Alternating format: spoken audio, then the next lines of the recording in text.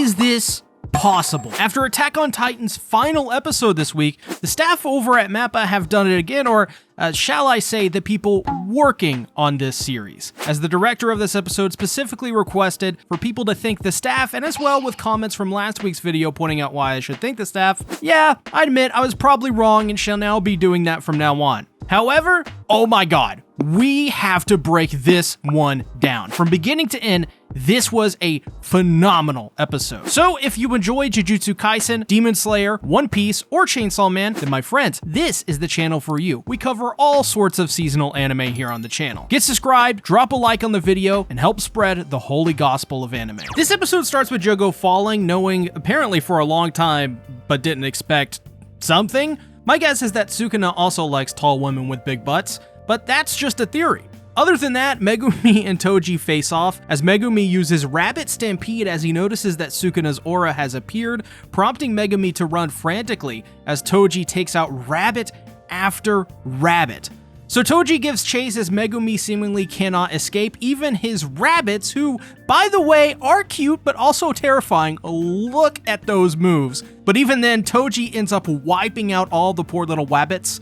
I obviously can't show this on YouTube, but oh my god, brutal. But all that is holy, this was shot so well. The way Megumi is desperately running to escape into a building just to find his dad there was imposing, and oh my god, those blackened eyes scared the crap out of me. I mean, think about it this way. The way Toji effortlessly dodges all of Megumi's attacks as if it were nothing, not even a fly to him, was in a way one of the scariest things I've seen in an anime in a while. Seriously, Toji reminded me of like a horror movie villain like Jason in this episode, because he didn't really say much, he was just physically imposing, and not even Megumi, someone who is being considered as a first grade sorcerer and his own son, could do absolutely nothing to him. How is that not scary? Also, the fact that Toji was able to tear through Megumi's Rabbit Stampede when it's established that this is one of Megumi's like really powerful techniques shows how long of a way Megumi needs to go and how insane Toji is, and also, in the same breath, how insane Gojo is for being able to kill Toji like he did. Insane. Insane. We then switch over to Panda and Kusukabe, which honestly, I sort of forgot we had more people in this show. I was so focused on Sukuna and Toji. Sorry, but basically Kusukabe wants to stall Panda as much as possible because he knows that, you know, what's going on here isn't exactly normal and puts Panda and both of them really in danger, which he doesn't want Panda to get killed, so it's really cute. He really cares about him, and he also doesn't want to be left alone either. So he's trying to distract Panda as basically much as he possibly can. And he does get his wish when they're confronted by a man and a woman and 3 people from the back. And I gotta say, I really do love this pairing of Kusukabe and Panda. For risk of spoiling though, I'm not gonna say much, and also to have a nice plug, I do have some really cute fun facts about them in my 102 Jujutsu Kaisen facts video. However, Megumi and Toji continue their fight, and this may just be due to the coffee I was drinking this morning, but holy crap, my heart was racing. The action is so fast-paced that I've never seen anything quite like this in an anime. Maybe short of something like an Attack on Titan. To the point where Toji is sending Megumi flying through cars and flipping trucks, and I'm literally like freaking out. He even throws the curse tool at Megumi hard and fast, almost like a bullet. Once again, I'm freaking out. As this is happening, we see Shoko and Masamichi. They're on the scene, and because of everything that's happening, Shoko actually begins to smoke, something she hasn't done in years, all because of this really eerie scenario happening. And I honestly can't imagine the conflicted feelings that Shoko is probably feeling. This probably has to be rough and very tough for someone like her, who is already a pretty strong character and a pretty strong person, but to go through all of this and be reminded of all of this stuff, that's tough. But it is also good she's there, as without her she wouldn't have been able to heal the wounded people like Ijichi, which confirms he's alive, so good for him. But Megumi continues his attack on Toji, even using another Shikigami, as Megumi realizes he absolutely needs to get to Shoko and try to end this fight, but everything he tries doesn't work on Toji, as he appears and just as quickly stabbed by Toji, and Megumi, using this to his advantage, tries to attack Toji, but seeing this in a split second, backs off. He is just too powerful. This causes Toji to, I guess, come to his senses finally, as he has a flashback talking to Naobito, talking basically about selling Megumi to the Zenins. Not a dark scene at all. I don't know what you're talking about. We even get glimpses of Toji being a caring father as he thinks to himself that Megumi will do fine, but eventually tells himself not to care, as remembering this, he takes the remaining curse tool that Maki had, what's left of it, right? And basically kills himself along with Ogami's grandson. And I gotta say, it's sort of sad, but I like how he asks Megumi his name, and when he says Fushiguro, he gets a smile on his face.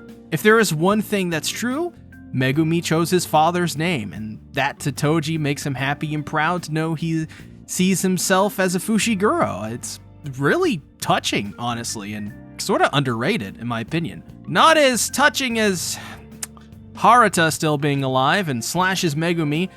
You know what? The less I say about Haruta, the better. However, we get a scene taking place before the events of, I think, the Shibuya incident, where the twins try to basically get the others they're working with to help them in their endeavor in taking down Pseudo Ghetto to free their ghetto. They do agree, though, that the twins aren't wrong, but at the end of the day, they think it would be best to part ways as their family, and Ghetto wouldn't want to see them fight like this. So, in the present, the woman asks them to surrender, but Kusukabe instead sees this really as an easy group to take care of, and uses his new shadow style as the lights go out.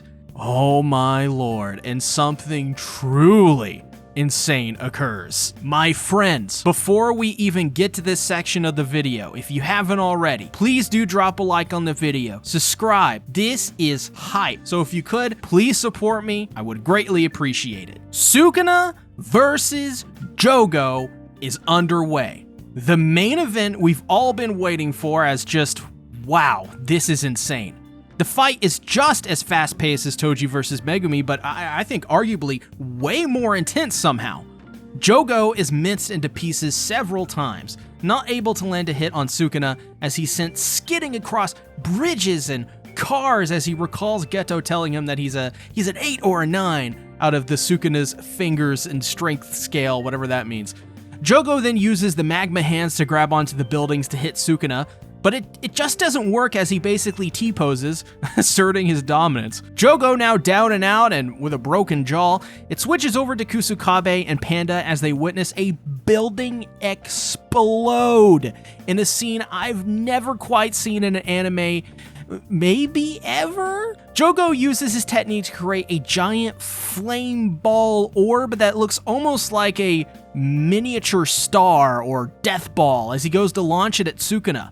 But while everyone is simply frozen and speechless, like me, Sukuna is unfazed. The attacks land, and from the aftermath, Sukuna is there sitting calmly as he asks why he doesn't use his domain, to which Jogo knows he can't defeat him with a head-on domain. I mean, of course, that does make sense, and I think he learned from Gojo that with super powerful people like this, it's best to use other techniques than just a head-on domain. Hearing this, Sukuna, oh my good lord, reveals a new technique he doesn't plan to reveal anytime soon to us as the viewers, as we see these beautifully animated hand animations with fire. But we don't even get to see him fire it. Instead, all we see is Jogo in the afterlife. As we learn here, he dies as he sees Hanami and the others who've died.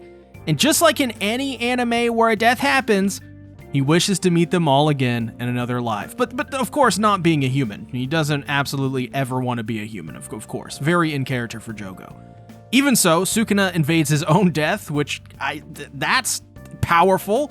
That's crazy. He even goes into the afterlife, telling Jogo that he should keep trying and keep aiming to burn it all until he reaches the heights of Gojo in another life. And so Sukuna tells him that he had fun, that he wasn't even that bad compared to all those he fought before thousands of years ago, and even that he's proud of him as Jogo begins to tear up. And honestly, I was almost there. I was almost tearing up too. I can't lie, even though this guy is straight up evil. Jogo finally though is dead, burning as a husk, and I gotta say, wow, what a way to have Jogo go out. That's insane. So this video is dedicated to you, that one Jogo simp in my comments. I'll never forget you. You're the real G.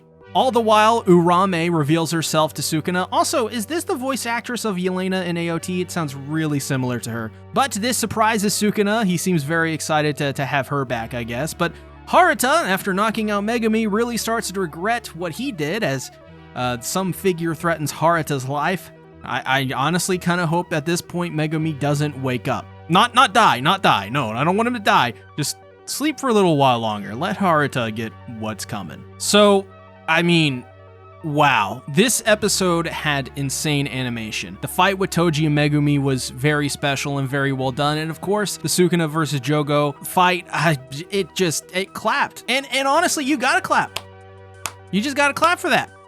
Come on. The animators who worked on this episode deserve all the credit, and while I don't know if this outdid the final episode of AOT because there was a lot of really small errors that were in this episode, like it wasn't the most perfect episode. This is, however, in terms of animation, I think is easily one of the best animated episodes of the year, hands down. So what did you think? Let me know in the comments below, and which of these fights was your favorite, Sukuna or Toji? Financially support the channel by becoming a patron where you'll gain access to my mega One Piece arc reviews and first impressions. Thank you for the years of support, everyone. Bye-bye.